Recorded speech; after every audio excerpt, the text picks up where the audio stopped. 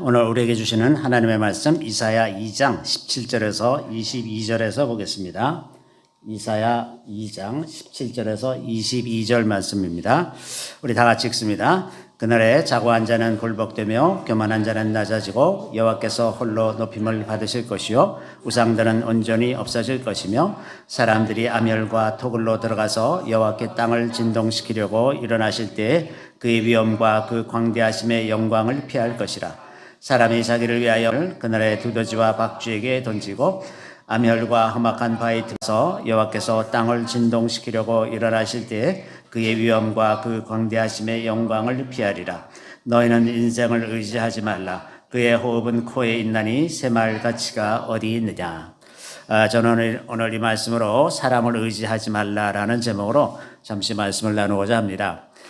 이 말씀은 이제 마지막 때 곧 아할이 일어날 일들을 말씀하시는데 이때 여호와의 전에 산이 모든 다른 산 위에 우뚝 설 것이고 작은 산 위에 뛰어나게 되고 또 만방이 그리로 몰려오게 될 것이라고 선포합니다. 많은 백성들이 율법이 시온에서부터 나올 것이요 여호와의 말씀이 예루살렘으로부터 나올 것이라고 몰려오는 이런 상황을 이제 찬송하고 있는데, 이렇게 되는 날 하나님께서 모든 민족을 심판하시고 판결하시게 될 것이다 라는 말씀이 이 앞부분에 보면 4절에 이렇게 써 있습니다.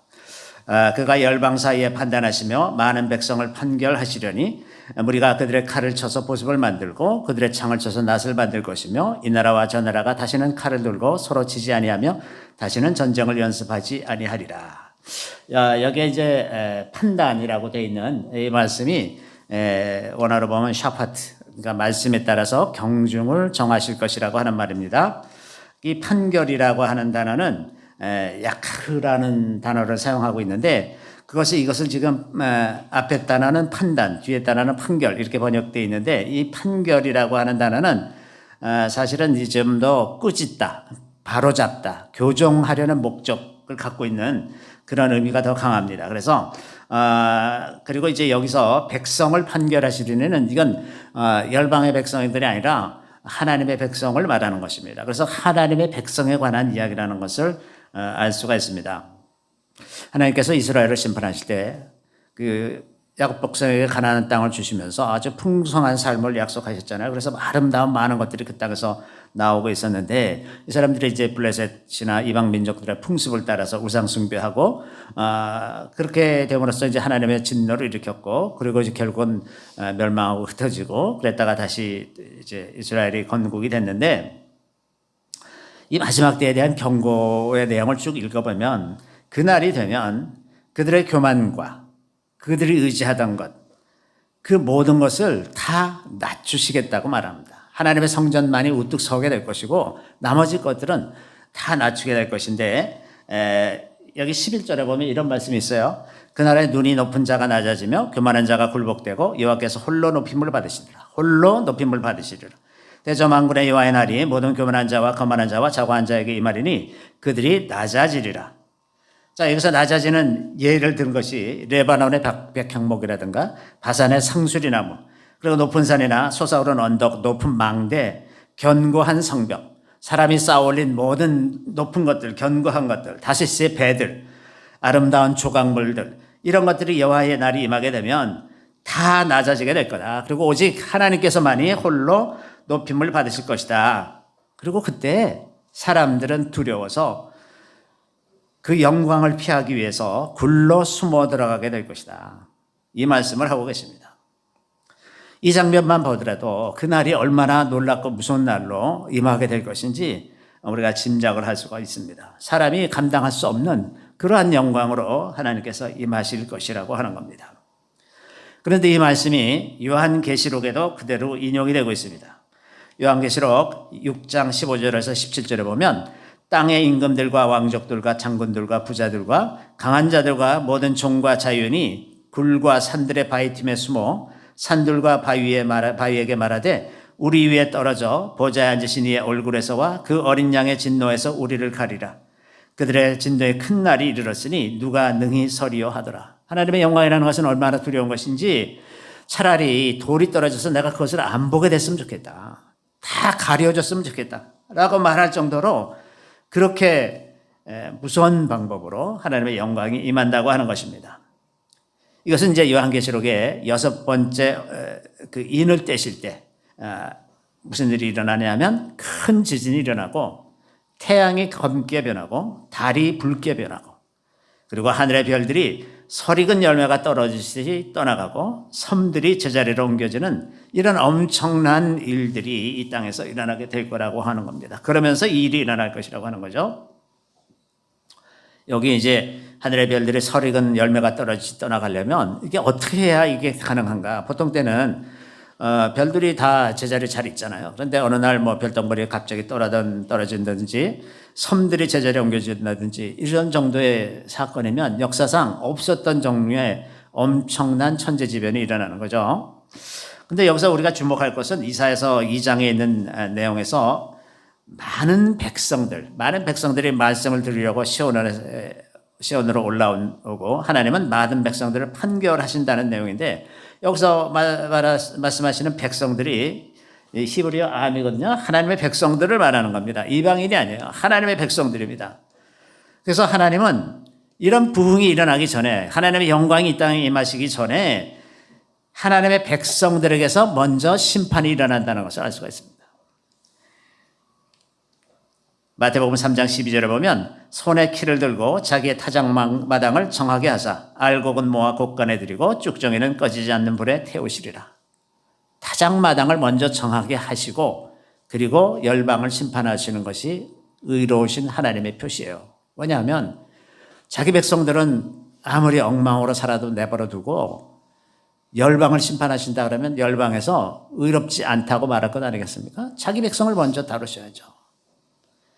그래서 자기 백성을 먼저 다스리는 일들이, 그래서 교회를 정결하게 하는 일들이 먼저 일어나고 그리고 부흥이 일어나는 것입니다. 자, 우리가 지금 초막절 절기의 끝자락에 와 있습니다. 이제 이번 화요일은 8일째 되는 날, 쉐미니 아짜렛이라고 하는 8일째 되는 날이죠. 새로 제정되는 5786년에 대한 기대감이 있습니다. 새해 무슨 일을 하실까? 또 성도들은 어떻게 살아야 될까?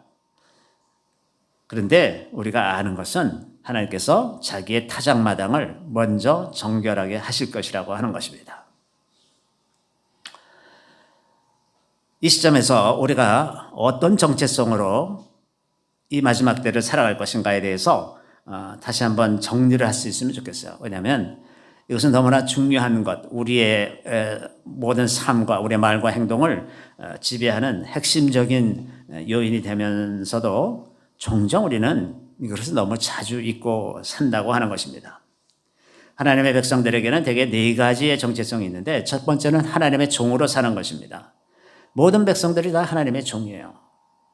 예수님은 종종 그 비유에서 하나님의 나라는 마치 이와 같다 그러면서 말씀하실 때 종에 관해서 아주 자주 말씀하곤 하십니다. 예를 들면 포도밭 주인이 아침 일찍 나가서 품꾼을 데려다가 일시키고 또 9시에 나가서 데려다가 일시키고 12시에도 나가서 데려다 일시키고 오후 3시에 나가서도 아직 일자리를 못 찾은 사람들이 있어서 데려다 일시키고 오후 5시에 가니까 그때도 아직도 있어. 그래서 그 사람들 데려다가 또 일시키고 나서 나중에 온 사람은 또 한 데나리온씩 주다 보니까 처음에 온 사람들이 이제 많이 받을 줄 알았는데 한 데나리온만 받으니까 이제 화가 나서 막 항의하는 그런 이야기 있죠. 이런 것도 이제 그 품꾼에 관한 종에 관한 이야기고 또 누가복음에 나는 무익한 종이라 내가 마땅히 할 일을 한 것뿐입니다 라고 말하는 그런 장면이 나오는데 이제 종이 들여나가서 하루 종일 일하고 피곤한 몸으로 들어왔는데 주인이 그 피곤한 사람을 자, 이제 저녁 차려라. 그러고서 이제 저녁을 차려서 드시고 나서, 그러면 그 종이 참 수고했다고 이렇게 얘기해 줘야 되거든요. 아니다. 나는 무익한 종이다. 내가 마땅히 할 일을 한 것 뿐입니다. 라고 말해야 된다는 거예요.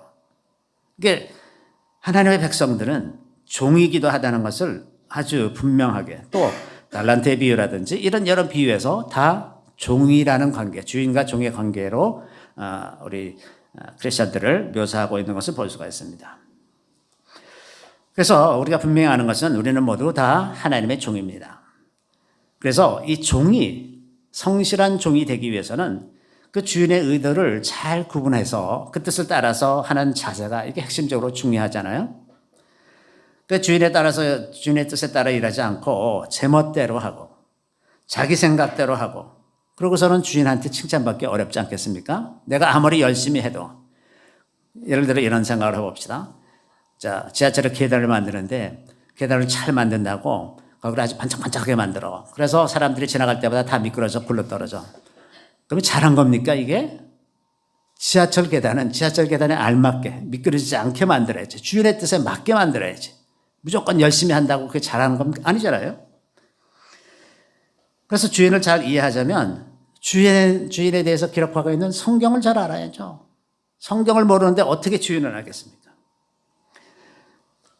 또 주인이 말하는 것을 잘 이해하자면 말씀을 잘 들어야죠. 들어야 이해할 수 있는 것 아닙니까? 성경은 우리에게 주신 보편적인 원리라고 한다면 하나님의 말씀, 우리가 들을 수 있는 하나님의 말씀은 우리가 구체적인 상황에서 무엇을 해야 되고 내가 무슨 잘못을 저지르고 있는지 이런 것을 말씀해 주시잖아요. 듣지 못하면 알 수가 없습니다. 그냥 자기가 짐작해서 성경을 읽어보니까 아, 하나님은 이런 걸 좋아하시나 보다. 그리고 자기 짐작대로 하는 거예요. 또 어떤 종들은 주인 집에 종이 되었다는 것을 이용해서 다른 종들을 착취하거나 모든 것 여러 가지를 횡령하거나 뭐 이렇게 자기의 유익을 취하는 그런 종들도 많이 있지 않습니까? 어떤 자들은 또 게을러서 그 주인이 맡겨놓은 자산을 땅에 묻어두고 주인이 오면 다시 돌려주는 이런 종들도 있어요. 제일 재밌는 거는 한동안 많은 크리스찬들이 내가 잘 되는 것이 하나님이 잘 되는 것이다 이렇게 착각하고 산 사람들이 정말 많이 있었어요. 그래서 내가 하나님께 영광 돌리려면 내가 이 땅에서 형통하고 높은 지위를 차지하고 돈도 많이 벌고 그래야 된다고 생각을 해서 온갖 수단 방법을 다 해서 돈을 벌고 높은 자리에 올라가고 이런 사람도 참 많습니다. 그래서 자기가 잘 되면 하나님께서 영광 받으실 거다. 천만의 말씀이죠. 천만의 말씀. 내가 잘 돼서 영광 받는 것이 아니라 내가 진실하게 하나님의 백성으로 살아서 영광 받는 거예요. 우리나라에 되게 신기한 현상이 하나 있는데 목사님들 중에는 주의 종이라는 말을 되게 좋아하는 사람들이 있어요. 목사라는 단어 대신에 하나님과의 관계를 특별히 높이는 말로 가장 낮추는 단어. 그게 주의 종이죠, 종. 그게 주의 종이라고 말을 한단 말이죠. 참 신기하잖아요. 주의 종보다 하나님의 백성, 하나님의 자녀, 이게 훨씬 더 탁월하고 좋은 거 아닙니까? 자식과 종은 비교조차 할 수 없는 거예요. 신분이 상대가 안 됩니다. 그런데도 주의 종, 이런 표현을 좋아한단 말이죠. 이게 참 재미있는 한국적인 표현이에요. 이게 교만을 가장, 겸손을 가장한 교만. 이런 거라는 생각이 좀 들어요. 순종하지 않는 종은 주님이 뭐라 그러시냐면 게으르고 악한 종입니다. 게으르고 악한 종. 순종하지 않는 게 게으르고 악한 거예요. 하나님 말씀들을 바르게 분별하고 그 뜻대로 살아야 이게 순종하는 것이지. 자기 생각에 하나님은 이런 걸 좋아하실 거야. 내가 잘 되는 게 좋을 거야. 이러는 모든 종들은 다 게으르고 악한 종입니다. 두 번째 정체성이 이제 하나님의 자녀라고 하는 거죠. 이게 참 놀라운 것 아닙니까? 제가 최근에 여러 번 이 말씀을 드렸는데 우리가 하나님의 자녀가 됐다는 것은 정말 놀라운 일입니다. 어떻게 우리가 하나님의 자녀가 돼서 하나님을 아버지라고 부릅니까?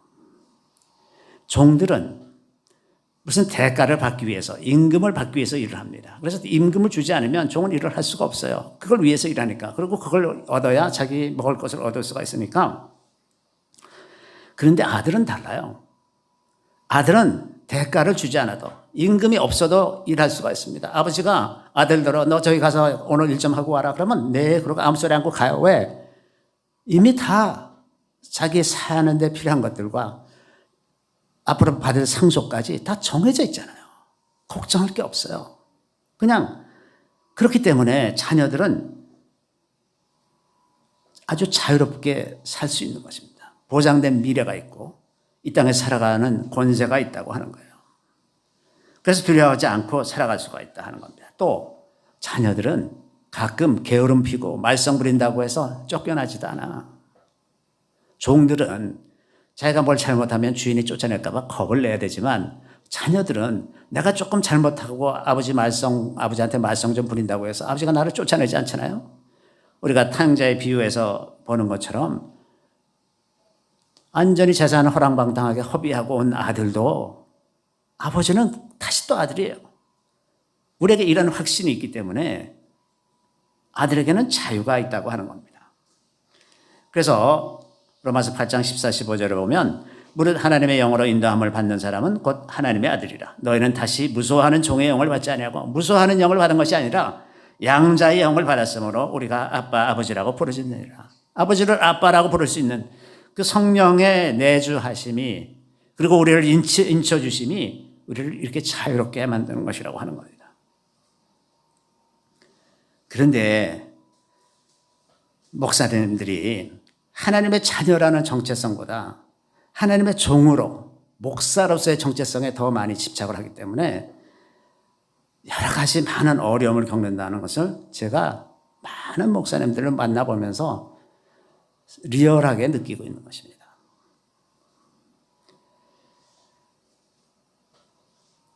어떤 분들은 자녀로서의 정체성이 거의 없어요. 제가 아는 어떤 분이 예전에 이제 제가 어떤 미국에서 오신 그 예언 사역을 하시는 분의 통역을 한 적이 있었는데 여러 한 4, 50명 제가 아마 통역을 했던 것 같은데 그 통역 끝 말미에 한 그 젊은 자매가 왔어요. 젊은 자매가 와서 자기 아버지를 위해서 예언을 받고 싶은 거예요. 그래서 이제 아버지에 대해서 잠깐 설명을 하고 예언을 하는데 그때 예언에 무슨 내용이냐 하면 그 아버지가 이제 목사님이셨는데 주님이 뭐라고 말씀하시냐면 내가 이런 목사가 한 사람만 더 있었으면 참 좋겠다. 그럴 정도로 말씀하시는 분이셨어요. 나중에 이제 알고 보니까 이분이 제주도에서 젊은 시절 12년 동안 목회를 하셨는데 교인 10명 남짓한 교인을 데리고 그렇게 기쁘게 하면서 일주일마다 서울에 비행기 타고 올라와서 계속 공부하고 박사과정도 하고 이러면서 아주 그 기쁨으로 그 목회를 잘 하고 있었는데 어느 날 이제 어느 신학교 총장이 제주도 지역을 방문하다가 그 목사님을 만나서 그분이 하시는 걸 보고 깜짝 놀라가지고 이분을 그 서울 대도시에 있는 어느 큰 교회에 목사로 청빙해야 되겠다. 그때 마침 목사를 구하고 있었기 때문에 그래가지고 이제 그 10명 남짓한 성도를 하다가 갑자기 몇천 명 교회에 이제 담임 목사가 됐어요. 그랬는데 제가 이제 그 교회에 통역하러 가서 이분을 만났는데 이분을 만나면서 참 내가 놀란 것은 그 다른 교인들이 이 교회가 좋다고 소문이 나니까 이제 등록하러 와. 그리고 무슨 집회라고 그러면 와요. 그러면 다른 교회에 다니고 있는 분은 등록을 받지 않아요. 새로 믿는 사람들만 등록을 받아. 그리고 그 교회 모든 전도사님들이나 부목사님들 이렇게 다 대하는 것이 다 공평하게 잘 처리하고 그러면서 그 새신자만 받는데 엄청나게 부응을 해요. 엄청나게.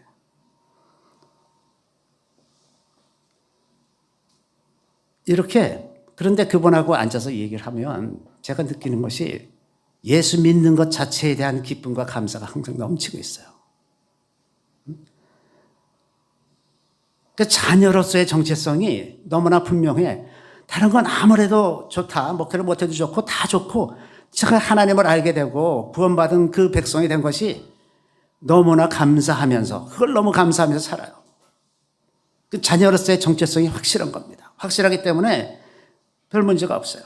예전에 제가 어느 선교지에 가서 그 선교사를 만났는데 선교사님이 아주 고생을 하고 있어요. 고생을 하시면서 아주 깊은 고민에 빠졌어. 여기 이제 벌려놓은 일도 많고 그 스태프들도 많고 그래서 돈이 엄청 많이 들어가는데 돈이 없어. 이게 후원금이 많이 끊어졌어요.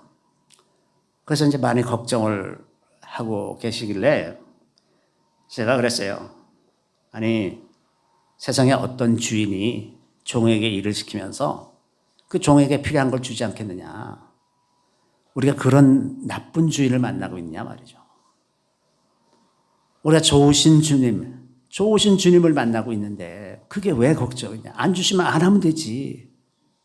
그걸 왜 우리가 걱정하면서 사느냐. 그러고서 이제 제가 왔더니 그 이후에 완전히 생각이 바뀌었어. 그전에는 자기가 노심초사해서 그 펀드레이징을 하느라고 애쓰고 뭐 이러다가 실패하고 힘들고 어려워하고 시험 들고 이러던 분이 주시는 것으로 기뻐하면서 하도록 그런 자세로 완전히 바뀌었던 것을 볼 수가 있습니다. 주인은 다 책임져야 되는 것 아닙니까? 주인이 안 열어주고 주인이 우리에게 필요한 것을 안 주시면 가만히 있으면 되잖아요. 그걸 왜 우리가 안타까워하면서 걱정합니까? 대개 보면 자기가 높아지고 싶어서 그런 경우가 더 많아요. 내가 그래도 목사인데 다른 사람들처럼 다 목사인데 제가 목회자들 회의하는데 가보면 큰 교회 하는 목사님들은 벌써 어깨가 딱 펴지고 이렇게 당당하고 작은 교회 개척교회 하는 분들은 다 스스로 찌그러져서 이렇게 저 구석자리에 가서 앉아있고 아니 왜 그럽니까 도대체. 큰 교회 한다고 목회 잘하는 거 아니고 작은 교회 한다고 목회 못하는 거 아니에요. 그 심중이 얼마나 하나님을 사랑하고 바르게 살려고 하는지 그게 또 훨씬 더 중요한 것 아닙니까? 제가 2013년에 하나님께서 대한민국의 대표적인 교회 몇 개에 대해서 스캔해 주시면서 쭉 말씀을 하시는데 다 허당이에요. 허당. 네? 허당입니다.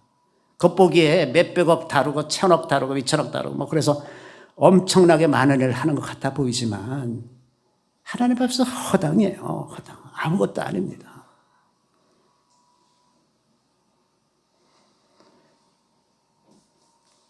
이런 것처럼 목회자들이 마치 그 열매로 자기 자신을 평가하고 자존감을 높이고 이러는 일들이 많이 일어나잖아요. 그래서 눈에 보이는 걸 하고 싶어서 빌딩도 건물을 잘 짓고 교회를 건물을 왜 이렇게 막 자꾸 짓습니까?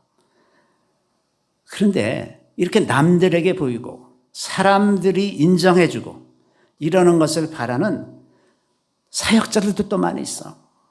그래서 이런 사람들이 다 똑같은 함정에 빠지기 쉽습니다. 눈에 띄고 사람의 칭찬을 받기 쉬운 자리에 있으면 사람들이 환호하고 존경받고 뭐 그러면 자기가 대단한 사람인 줄로 착각하는 거예요. 그러니까 이렇게 만들어지는 상황이 되게 위험한 겁니다. 이게 되게 위험해요. 그냥 조용하게 신앙생활 할 수 있는 자리가 안전하고 편안한 건데 이게 사람들 앞에 서기 시작하면 시험 들 가능성이 훨씬 더 많아지는 거죠. 네?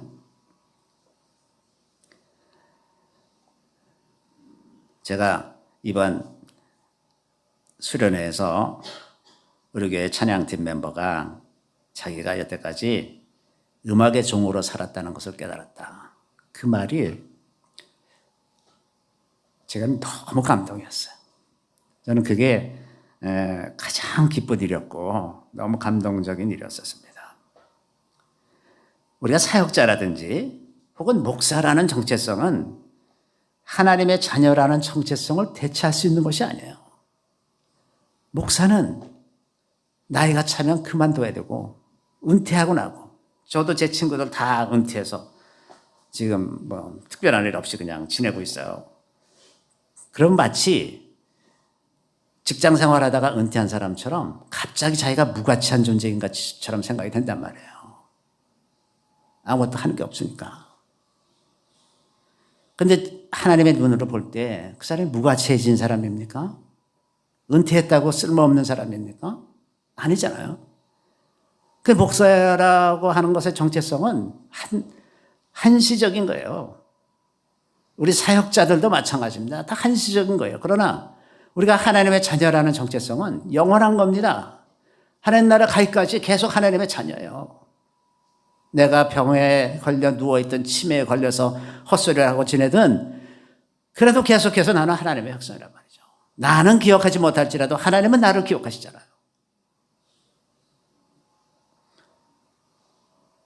세 번째 정체성은 주님의 친구로서의 정체성입니다.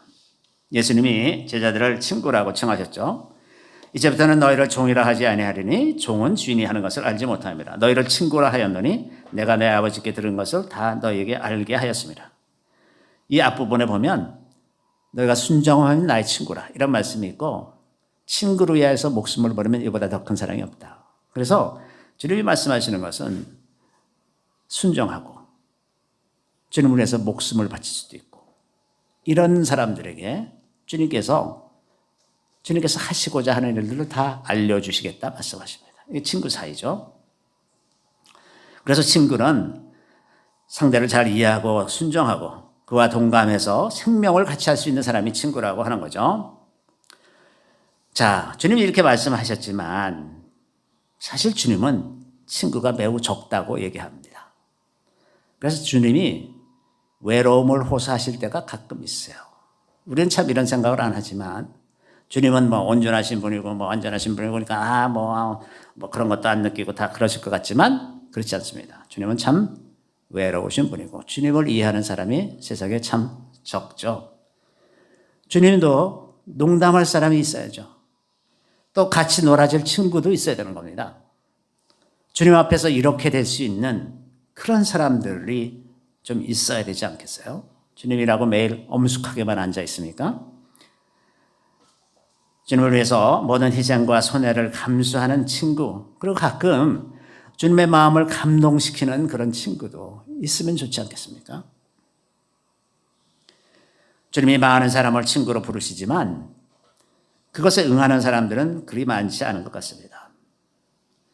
예수님의 12 제자들처럼 주께서 부르실 때 모든 것을 버려두고 따르는 사람, 그런 사람은 별로 많지 않은 것 같습니다. 또 어떤 사람들은 주님 앞에서 종의 영을 가지고 주님 앞에 나가는 사람도 참 많이 있어요. 이런 사람들은 주님 앞에서 경직되어 있어서 주님 앞에 좋은 것만 보여드리고 싶고, 이게 잘하는 것 같지만 천만의 말씀, 주님이 마음 깊은 곳까지 다 이미 알고 계시는데 좋은 모습만 보여드리려고 자기가 좋지 않은 모습을 갖고 있을 때는 기도도 안 해. 아주 괜찮아졌을 때만 나가서 기도하고, 그 아름다운 치장을 하고서야만 주님을 만나려고 하는 사람들, 이런 사람들은 친구가 될 수가 없습니다. 하나님 앞에 정직해야죠. 신뢰와 공감, 마음과 생각에서 예수님과 하나가 된 사람들, 이런 사람들이 친구가 될 수 있습니다. 마지막으로 우리가 살아가는 정체성은 신부로서의 정체성입니다. 그래서 모든 구원받은 그리스도인들은 다 예수님의 신부로 혼인잔치에 참여할 텐데, 요한계시록 21장 9절에 이런 말씀 있죠. 7 대접을 가지고 마지막 7 재앙을 담은 7 천사 중 하나가 나와서 내게 말하여 이르되 이리 오라, 내가 신부 곧 어린 양의 아내를 내게 보이리라 하고. 이제 마지막 혼인잔치, 예수님을 신랑으로 하는 마지막 혼인잔치가 준비되어 있습니다. 신부들에게는 순결이 첫째 덕목입니다. 순결해야 합니다. 그렇죠? 신부에게 다른 남편이 있으면 안 되잖아요. 순결해야죠. 그리고 그 흔적이라도 있어서는 안 됩니다. 신부는 순결해야 됩니다. 그래서 이런 신부로서의 정체성이 그리스도인이 가져야 할 정체성이기 때문에 하나님이 호세아를 비롯해서 그 많은 선지자들을 통해 창녀와 같은 이스라엘, 그 순결을 상실한 이스라엘에 대해서 말씀하십니다. 그런 사람들도 회복시켜서 하나님의 백성으로 삼으시는 것이에요. 그렇게 불결한 신부들이라도 하나님의 은혜로 정결하게 되고 그리스도의 신부가 되는 복음의 길, 그것을 가르치시는 것입니다. 그런데 우리가 혼인잔치에 참여하는 것은 창녀로 살다가 그대로 가는 것이 아니에요. 창녀로 살아더라도 예수 그리스도의 보혈로 그리스도의 신부로 정결하게 되는 그 과정을 거쳐야 하는 것입니다. 어떤 사람은 우리가 예수를 믿는 것이 마치 죄를 짓는 라이센스를 가진 것처럼 생각하는 사람도 있는데 천만의 말씀입니다. 죄를 멀리 해야죠. 그래야 정결한 신부가 되는 것 아닙니까? 얼마 전에 2026년 교회 트렌드 발표하는 자리에서 그 연구하시는 분이 그리스도인들이 점치러 가는 비율과 세상 사람들이 점치러 가는 비율이 똑같답니다. 이게 말이 됩니까? 조금이라도 좀 적어야지. 어떻게 그리스도인의 몇 퍼센트가 점집에 간다 그러면 믿지 않는 사람도 그 비율로 간다는 거예요. 보통 40 몇 퍼센트 되더라고요. 이게 말이 됩니까? 이건 순결하지가 않은 거예요. 하나님께서 자기의 타작마당을 정결하게 하실 때 이렇게 정결하게 하시는 것이 곧 부흥입니다. 부흥. 숫자가 늘어나는 것도 부흥이지만 그 심령에서 부정한 것을 몰아내고 정결한 신부로 준비되는 것. 이게 부흥이죠. 그래서 부흥은 심판이기도 한 것입니다. 우리 안에 있는 악을 심판하고 우리의 몸과 마음과 생각을 정결하게 하는 것입니다. 우리 안에 있는 죄와 허물이 드러날 때 우리는 비로소 우리 자신을 바르게 이해하고 그 죄로 인해서 통곡하게 되는 것입니다. 우리가 이런 정체성을 잃고 다 더러워지게 되는 것은 결국 우리가 우리 안에 있는 우리 안에 죄를 용납했기 때문에 그렇습니다. 우리 안에는 죄의 뿌리가 있어요. 우리 생각에도 마음에도 죄의 뿌리가 있습니다. 우리 몸에도 죄의 흔적이 있어요. 그래서 우리가 하는 어떤 일이라도 거기에는 그 말과 행동에 죄의 흔적이 묻어 있습니다. 그런데도 안타까운 것은 우리는 사람을 의지하려는 경향이 있다고 하는 겁니다. 사람을 의지하는데 여기서 사람은 남이 아니라 무엇보다도 자기 자신이에요. 자기를 의지하려고 합니다. 자기의 생각이 옳고 자기의 판단이 옳고 역사적인 맥락과 성경이 말씀하시는 것 전혀 생각도 안 하고 순간적으로 감각적으로 내가 느끼는 것이 옳은 것처럼 말하고 행동하고 이러는 것. 이것이 인생을 의지하는 것입니다. 너는 인생을 의지하지 말라. 그의 호흡은 코에 있나니 새말 가치가 어디 있느냐. 우리가 우리 자신을 의지하는 것도 너무나 부끄럽고 구차한 것입니다. 우리의 판단을 믿지 말고 하나님께서 어떻게 보시는지 이해하고 그 눈으로 보려고 자꾸 노력을 해야 되지 않습니까? 입이 열렸다고 아무 말이나 다 하면 다 말입니까?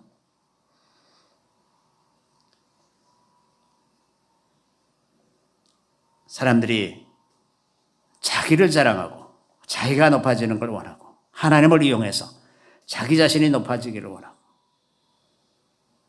그러고 삽니다. 믿는 사람이라도 그렇게 살죠. 그런데 곰곰이 생각해 보면 내가 하나님의 자녀이기만 하다면 세상에서 아무리 보잘것없고 손가락질 당하는 존재로 살더라도 괜찮습니다. 무엇이 두렵습니까? 세상에 가지지 못한 것을 내가 가지고 있고 내가 영원한 하늘나라를 상속받고 있는데 무엇이 문제 있습니까? 내가 이 땅에 살아가는 동안 많은 사람들의 칭송을 받고 큰 나라의 임금이 된다 한들 하늘나라가 없으면 무슨 소용이 있습니까? 하나님은 우리를 높이시거나 낮추시거나 할 주권을 가지신 분입니다. 나의 수치스러운 것, 내가 감추고 싶은 것, 그것이 드러나면 어떨까 걱정하게 되는 그런 것.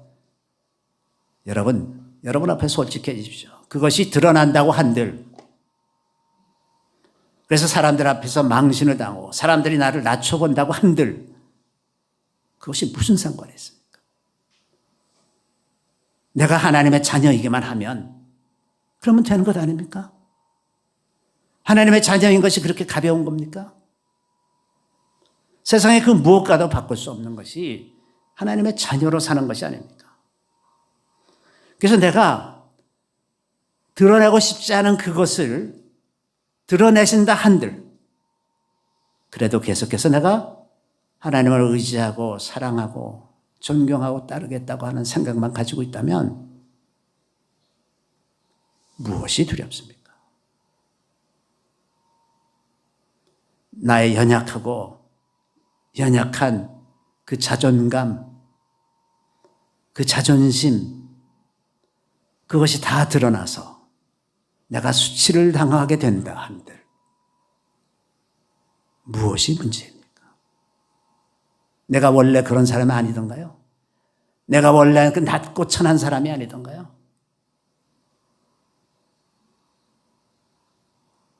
무엇이 문제입니까?